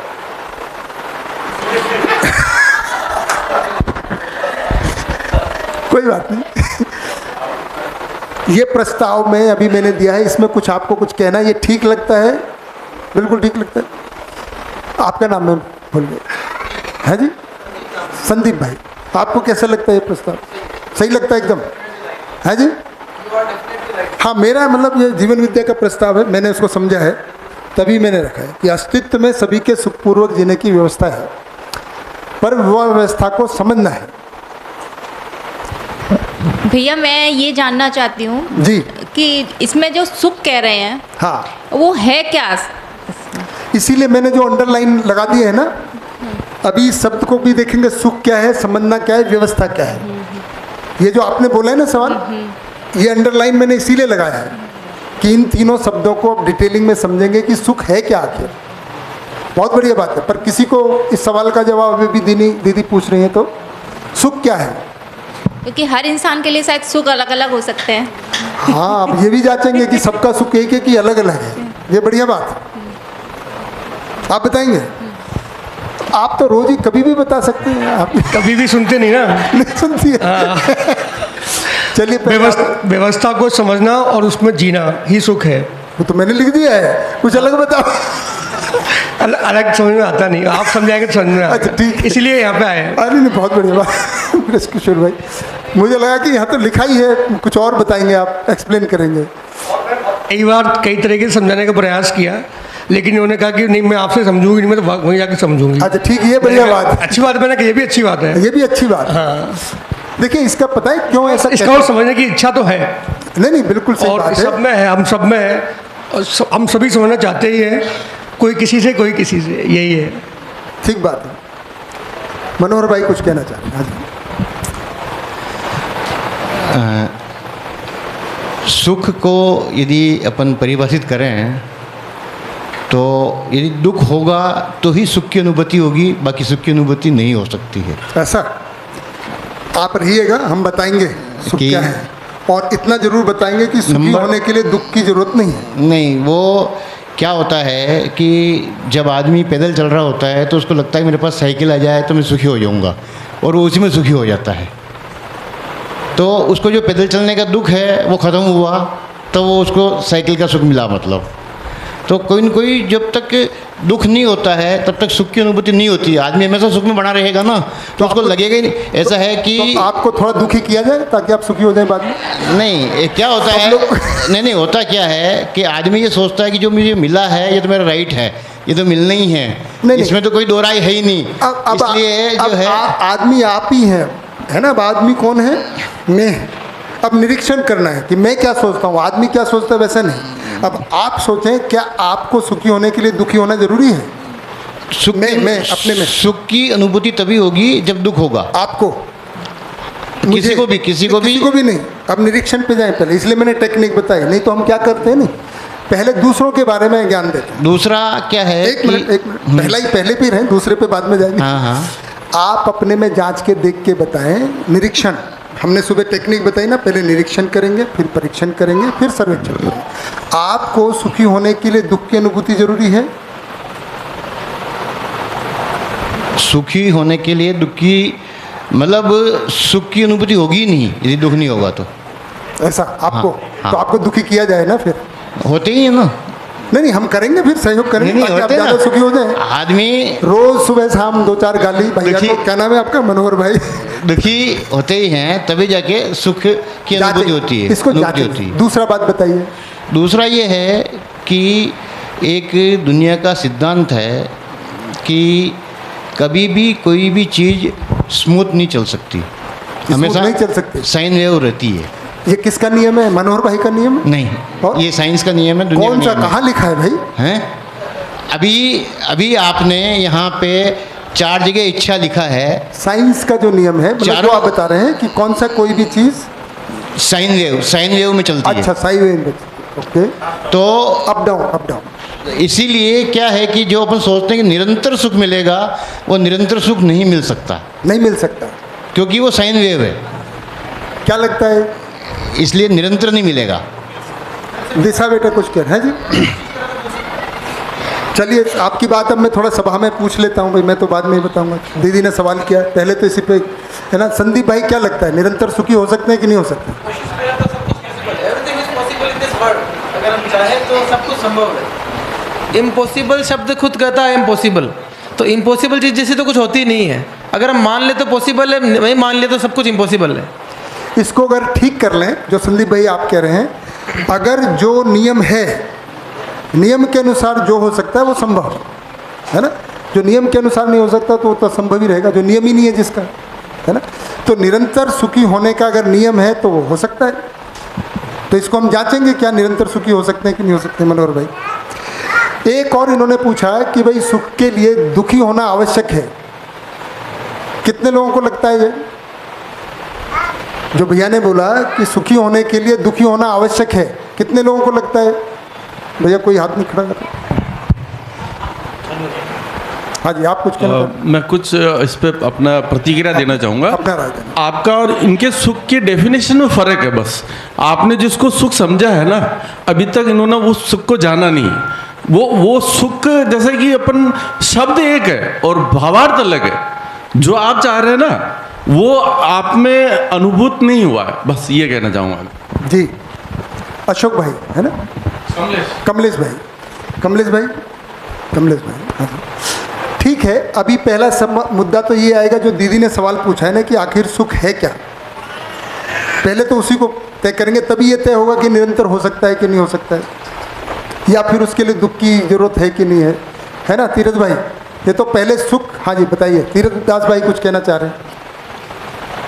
जिस प्रकार से चर्चा हो रही है उसमें एक मूल जो सत्य है जिसको कोई इनकार नहीं कर सकता कि यहाँ हम कोई स्थायी रहने वाले नहीं हैं, सब इस शरीर की मृत्यु होगी।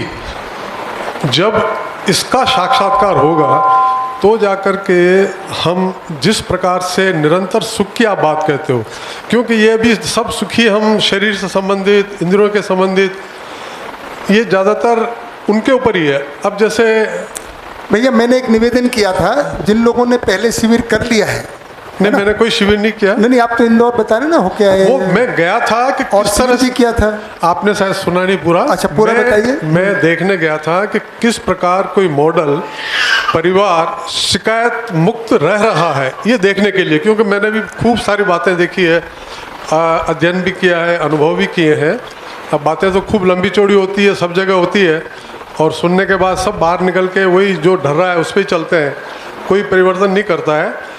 पर कुछ ऐसी मुझे महसूस हुई है कि जो सत्य बातें हैं जिसको हम इग्नोर करते हैं, जैसे हम अपनी मृत्यु को इग्नोर करते हैं, मृत्यु को इग्नोर करते हैं, हाँ, तो कई ऐसी बातें जैसे हमारे दुख में जाते हैं ना, तो उन चीज़ों को इकट्ठा करते हैं जो हमारी है नहीं, और फिर दुखी होते हैं, और उसका कारण दूसरी जगह ढूंढते हैं तो नहीं मिलेगा। उस सत्य को तो स्वीकार करना पड़ेगा कि आप इस पृथ्वी पर कभी खुद से पूछेगा हम हैं कौन या आए कैसे हैं, इसकी तो खोज कोई नहीं करता है। आ गए, माँ बाप ने बड़ा कर दिया, शिक्षा ले ली, और फिर संसार में चक्कर में लगे पड़े, और फिर मृत्यु होती है। उस बीच में हम दुख जो पालते हैं ना, तो उस सत्य को हम भूल जाते हैं।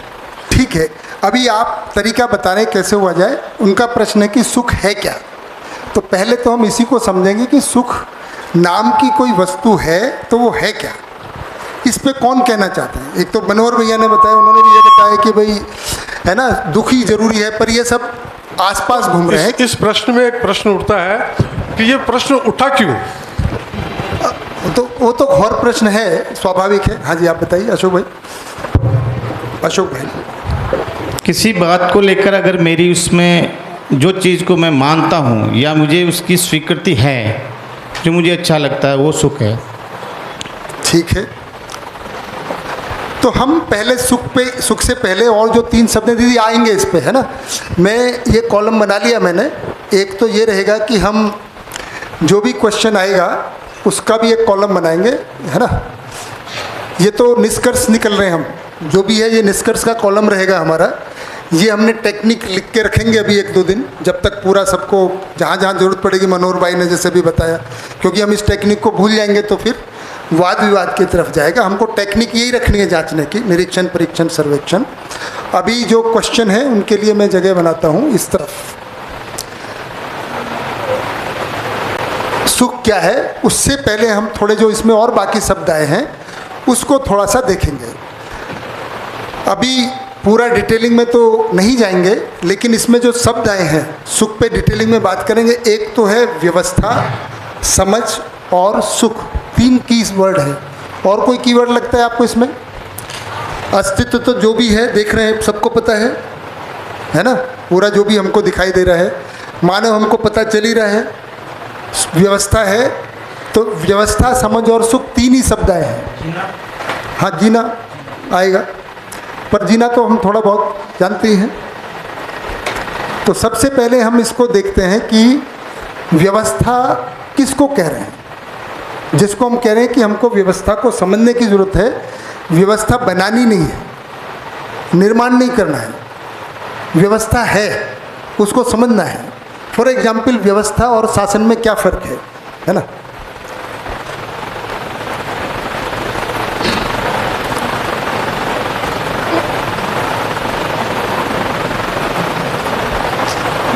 व्यवस्था और शासन,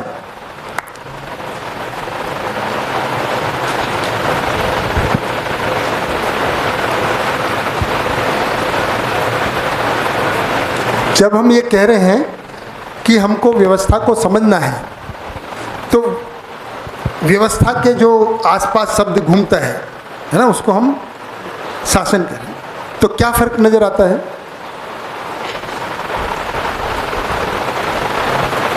क्या लगता है? व्यवस्था स्वयं नियंत्रित, बढ़िया।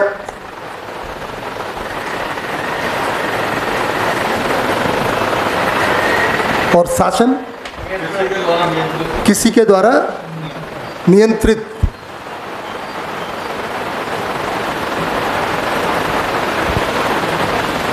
दूसरे के द्वारा। व्यवस्था स्थायी होती है, शासन अस्थायी होता है। व्यवस्था सही के अर्थ में है ऐसा? हाँ, स्थायी।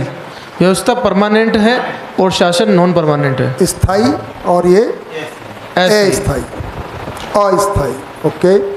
और पूर्वक है इसका ये वर्ड 700 पेज नियम पूर्वक है और ये ये भी नियम का ये तो शाश्वत है। शासन व्यवस्था यूनिवर्सल है और शासन में तो नॉर्म्स बदलते रहते हैं। यूनिवर्सल सार्वभौमिक और ये इसका पता नहीं। ये बजट में पास है, संविधान संशोधन है। ये यूनिवर्सल है, ये लोकल होता है, किसी लोकलिटी में ही रहेगा ना। शासन यूनिवर्सल नहीं होता है ना। ये स्वयं स्फूर्त है, स्वयं स्फूर्त है ये, और ये बलपूर्वक होता है, शक्ति केंद्रित। भैया जो व्यवस्था होती है उसके अंदर कोई भी हायरार्की नहीं होती है, कोई छोटा बड़ा नहीं होता है। हाँ। लेकिन शासन में एक हायरार्की होती है। बिल्कुल। तो ये हायरार्की होती है, क्या स्पेलिंग में लिखेंगे? HIE RARCY हायरार्की मतलब नहीं यार, टीचर लोग बताएंगे हायरार्की की स्पेलिंग। वही तो बोला। हाँ जी, HIE CHY hierarchy. Thank you madam.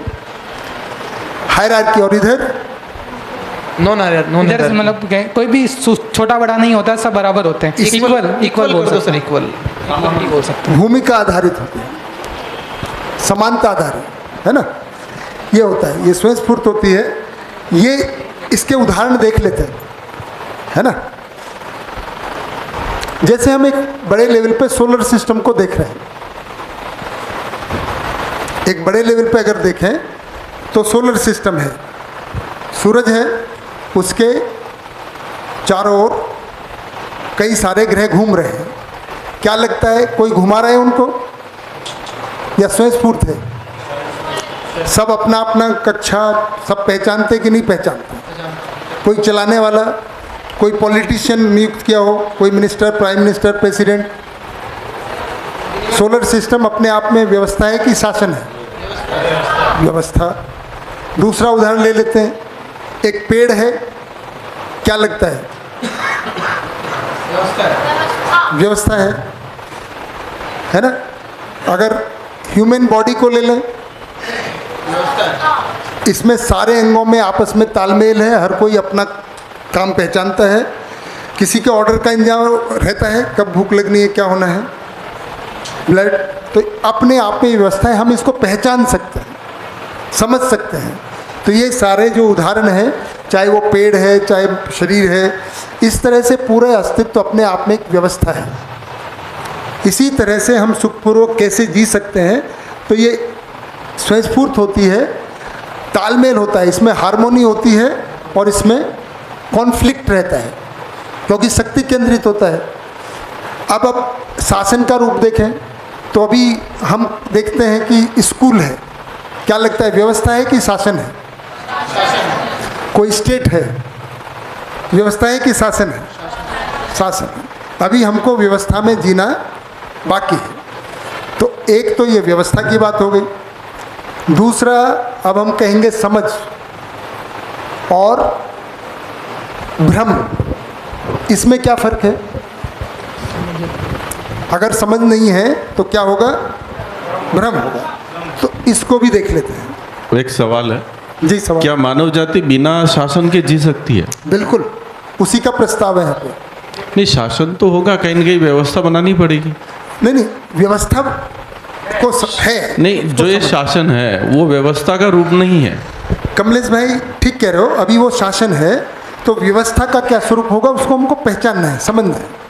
जो व्यवस्था आप कहना चाह रहे हो वो निजी अपनी यात्रा हो सकती है, पर एक सामूहिक जो मानव जाति जी रही है, तो उसके लिए शासन अनिवार्य क्यों? प्रकृति ने दिया नहीं। हाँ, तो मैं भी तो ये कह रहा हूँ कि अनिवार्य नहीं, तो उसके बिना पॉसिबिलिटी है, शासन के बिना। जी हाँ बिल्कुल, शासन के बिना पॉसिबिलिटी है। वही तो कैसे होगा? सामाजिक प्राणी है मनुष्य। तो आप रहेंगे 7 दिन? हाँ आपकी गारंटी है? तो 7वें दिन बता देंगे आपको, पहले, है ना। आप जो कह रहे हैं क्या ऐसा संभव है, आ जाएगा ना 6-7वें दिन, बिल्कुल व्यवस्था हो जाएगी। तो उसका पूरा इसमें दर्शन हो चुका है।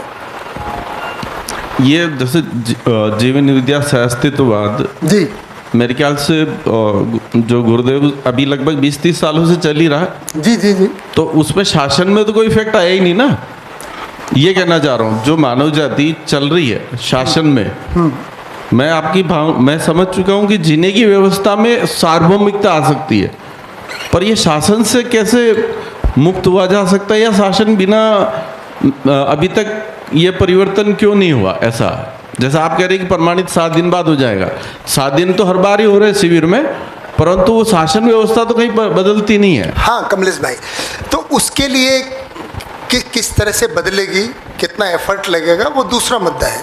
पर आपका जो पहला प्रश्न था कि क्या शासन के बिना मानव जाति व्यवस्थित हो सकती है, उसका जवाब है। कब होगी, कैसे होगी, वो दूसरा मुद्दा है। कितना प्रयास करना पड़ेगा, प्रयास तो लगेगा। जैसे आज भी देखें तो आज हम प्रजातंत्र में जी रहे हैं जी, ज़्यादातर देशों में जी। ये अभी का है या पहले है? पहले क्या था? अभी का है। अभी का है। एक समय डिक्टेटरशिप ही हुआ करती थी, राजा ने बोल दिया इसको मार दो, इसने मेरे को नमस्ते नहीं की, क्या उसका कभी विरोध हो सकता था? बस सवाल यही कि जब हमारी समझ में जब तक ये सृष्टि चल रही समझ, उससे पहले क्या तो ध्यान नहीं है। जैसे अपन 2000 साल का इतिहास देखता है अकबर, ये जो वोट ओवर अंग्रेज, तो अभी ये राज तो चल ही रहा ना, ये कहना चाह रहा हूँ। हाँ, लेकिन अगर उसका क्रम देखेंगे तो it is going towards the better, है ना? नहीं, मेरा विरोधाभास है कि थोड़ा सा ऐसा नहीं, आर्ग्यूमेंट नहीं है, वाद विवाद नहीं, सिर्फ संवाद है जी। कहना ये चाह रहा हूँ कि प्रकृति सभी को जीने के एक व्यवस्था में दी है। जैसे आप शेर की कहते हैं, जानवर कहते हैं, सब व्यवस्था में जी रहे हैं। तो मनुष्य एक दूसरे की आवश्यकताओं निर्भरता के कारण ये व्यवस्था करनी पड़ती है। जैसे मेरे को ये एक विरोधाभास जीवन है कि कोई भी जानवर अपनी भूख मिटाने के लिए किसी पे निर्भर नहीं रहता, प्रकृति से मिल जाती। ये व्यवस्था प्रकृति ने मानव को क्यों नहीं दी? मानव को क्यों नहीं दी? मानव को दी है, हमको उसको समझना है। मानव उसको उपभोग नहीं करता भाई, मानव तो उगा रहा है, देखो कितनी बड़ी व्यवस्था है। अपन एक दूसरे पर निर्भर है ना, कोई गेहूं उगाएगा, कोई ये करेगा, ऐसा। ठीक बात है। वो निर्भरता, इसका मतलब ये नहीं कि व्यवस्था नहीं है, निर्भरता को समझना है। निर्भरता का क्या सही स्वरूप होगा, वही व्यवस्था है। बिना एक्सप्लॉइटेशन के क्या हम अपनी आवश्यकताओं को पूरा कर सकते हैं? ऐसे ही कह रहे हो ना? मतलब मैंने जीवन का जो अनुभव किया है कि पर से सुख, मतलब जो मेरी अपेक्षा है या आपने जो समझा है जो जीवन को, और मैं वैसा जीना चाहता हूँ, वैसे जो अब दुनिया में अपन परिवार में या संसार में वो लोग तो मिलेंगे नहीं, तो जीना कहीं ना कहीं अपनी डेफिनेशन में उनके साथ कोई तालमेल नहीं बैठ पाता। ये थोड़ा मेरा अनुभव रहा है। जी जी, ठीक बात है। तो उसी के लिए ये प्रयास है कि ज़्यादातर लोगों को ये पता चलेगा तो प्रयास बनेगा। हाँ जी। नहीं भैया, मैं थोड़ा इस पर ऐड करना चाहूँगा कि जैसे शासन की अगर बात करें तो शासन भी कोई करता है, तो जब जो करता है वो अगर शासन समझता है तो हर व्यक्ति शासन समझ सकता है। तो फिर हर व्यक्ति स्वनियंत्रित होकर क्यों नहीं जी सकता? अगर जो नियंत्रण करने वाला जानता है कि क्या सही है तो वो एक जान रहा है, तो जो जी रहे हैं वो सभी जान सकते हैं। जब सब जान सकते हैं तो फिर किसी एक के शासक की ज़रूरत क्या है ना? तो यही है, हम अभी उसी की तरफ देख रहे हैं कि ये कैसे होगा। ये व्यवस्था को जब हम समझ सकते हैं, समझ कर जिएंगे, तो वो शासन की आवश्यकता नहीं रह जाएगी। सर, तालमेल पे कुछ बोलना चाहूँगा मैं। हाँ जी। तालमेल जो शब्द आया ना अभी, उस पर कुछ बोलना चाहूँगा। हाँ बोलिए।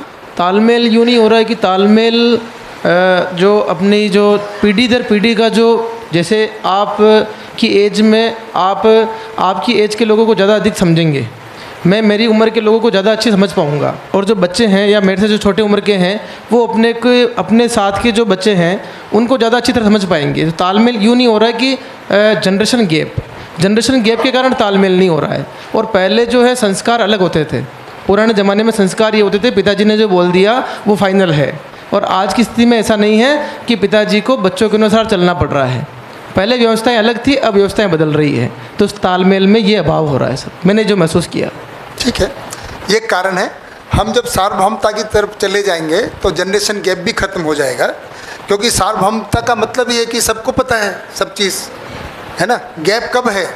जब चीज़ें एक क्रम की तरफ बढ़ रही हैं और दोनों एक लेवल पर नहीं आ पाए हैं। जब शाश्वतता की तरफ जाएंगे, स्वयंस्फूर्त व्यवस्था की तरफ जाएंगे, तो जनरेशन गैप भी खत्म हो जाएगा और अपने आप तालमेल आएगा। जब ये बात शिक्षा में आ जाएगी, भाई जो शिक्षा माँ बाप ने ली है वही बच्चों ने भी ली है, वही बच्चों को भी मिलने वाली है, जो शाश्वत शिक्षा है, तो अपने आप तालमेल आएगा। धन्यवाद सर। हाँ जी बिल्कुल ठीक है कमलेश भाई जी, बिल्कुल बढ़िया। तो इसको देखते हैं हम लोग, जो हमने 2 लाख साल की बात की कि मानव एक क्रम की तरफ बढ़ रहा है, कुछ बदलाव हुए हैं जो सबने सुबह बात की, कुछ नेगेटिव हो गए हैं, कुछ पॉजिटिव हैं। तो पॉजिटिव को तो हमको बना के रखना ही है, और अच्छा कैसे चल सकते हैं यहाँ से आगे, उसके लिए प्रस्ताव है कि हमारी समझ में क्या कमी रह गई है ना जी, तो उसको पूरा करेंगे। देखिए ये दर्शन, ये है ना, जो ये प्रस्ताव है, इसको आप देखिएगा कि ये उस बात को पूरा करता है कि नहीं करता है। ठीक है जी ब्रिज कौशल भाई, हाँ जी बढ़िया। गिरीश भाई क्या लग रहा है आपको, ठीक लग रहा है? चलिए, और कौन जी? अब समझ की बात कर रहे थे कि अब हम कह रहे हैं समझने से, एक होता है समझ और एक होता है मान्यता या भ्रम, है ना। तो इसको, इसमें भी फर्क होता है।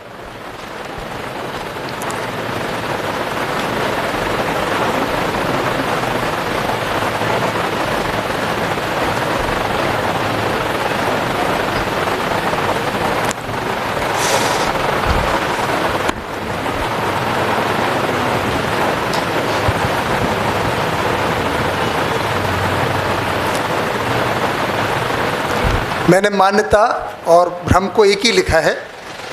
टाइम हो गया है? अच्छा, जल्दी हो गया आज। तो मैं 2 मिनट, बस 2 मिनट इसको, या तैयार है क्या चाय?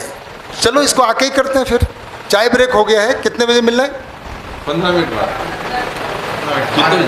5 बजे मिलते हैं, 5 बजे मिलते हैं, फिर इस बात को आगे बढ़ा